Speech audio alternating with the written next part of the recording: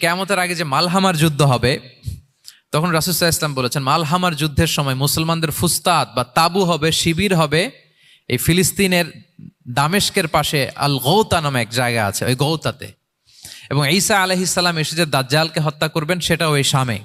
ফিলিস্তিনের বাবুল লুদ এখনো একটা জায়গা আছে, ওই জায়গাটার নাম এখনো বাবুল লুদ, ওখানে তিনি দাজ্জালকে হত্যা করবেন। এবং সেখানে একটা সাদা মিনারা আছে, ফেরেশতার পাখায় ভর করে ঈসা আলাইহিস সালাম তখন সেখানে নেমে আসবেন। ওই ফিলিস্তিনের ওই শাম দেশের ওই মিনারার পাশে তিনি এসে পৃথিবীতে তিনি নুজুল করবেন, নুজুল ঈসা আলাইহিস সালাম।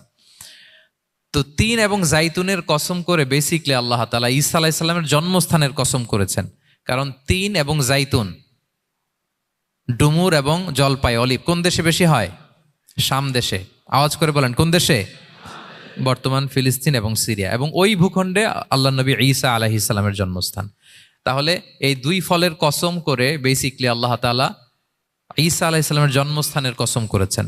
ওনার প্রতি নাজিল হওয়া যে তাওরা ইনজিল গ্রন্থ, এই রেভেলেশনের কসম করেছেন। আচ্ছা, এরপরে ওয়াতুরি সিনিন, সিনাই পর্বতের কসম।